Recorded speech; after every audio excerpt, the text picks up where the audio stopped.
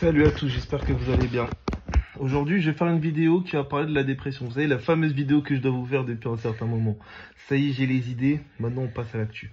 Si vous souffrez de troubles du sommeil, troubles de l'alimentation, des troubles de la vie sexuelle, des troubles de la fatigue chronique ou d'autres troubles, cherchez pas.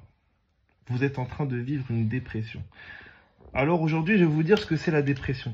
Souvent, la dépression, on peut le catégoriser de trouble dépressif. C'est plutôt le nom, on va dire, psycho. Le trouble dépressif. Donc, qu'est-ce que c'est? En fait, c'est une maladie psychique que vous avez au niveau du cerveau. Donc, c'est une maladie, en fait, qui est catégorisée par des comportements dépressifs, notamment des pertes d'envie, des pertes évidemment de vouloir faire des choses. Vous avez des pertes évidemment de vouloir parler à des personnes. Vous avez envie qu'on vous laisse tranquille. Ça peut être plein de trucs différents. Et en fait, la dépression, c'est aussi des moments où vous dénigrez. C'est aussi des moments où vous pensez que vous êtes tout seul. C'est aussi des moments où vous pensez que vous êtes, entre guillemets, des merdes, entre guillemets. Vous pensez que vous n'existez plus, que vous vous acceptez plus, en fait.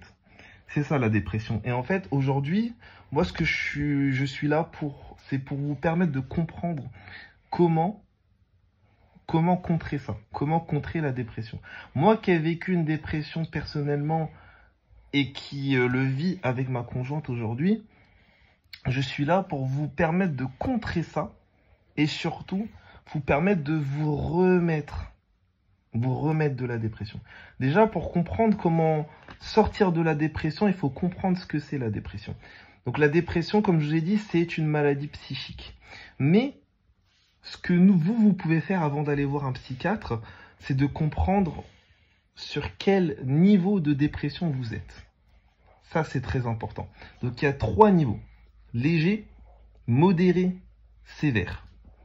Donc, selon le niveau auquel vous êtes, vous pouvez vous dire, bon, est-ce que ça mérite que je m'y importe? Est-ce que ça mérite que j'aille voir quelqu'un?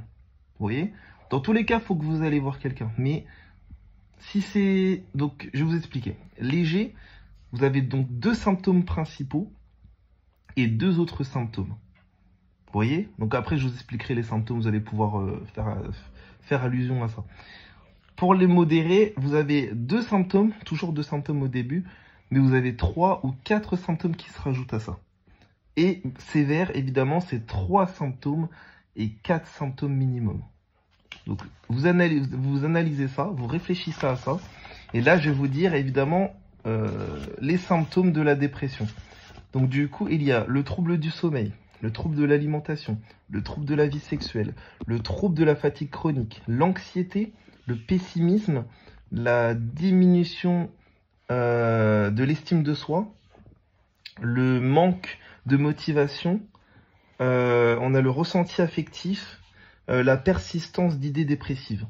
Donc, toutes les idées que je viens de vous dire, vous réfléchissez à ça et vous les casez dans les 3 niveaux de dépression que je vous ai dit avant. C'est-à-dire soit léger, soit modéré, soit sévère.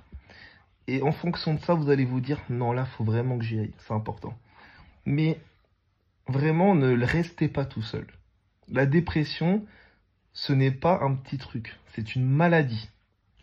Autrement dit, elle doit être traitée. Si vous ne traitez pas cette maladie, elle peut avoir des causes sur votre vie de manière destructive. Elle peut détruire votre entourage, vous détruire vous, votre famille et autres. Donc, il faut absolument que vous réglez ça. Et pour régler ça, il y a plusieurs moyens. Soit vous voulez les régler avec des médicaments, donc homéopathie, physiothérapie, luminothérapie. Ce sont 3 moyens pour pouvoir régler tout ça. Donc les plantes ou la lumière. Après, il y a d'autres moyens de régler ça.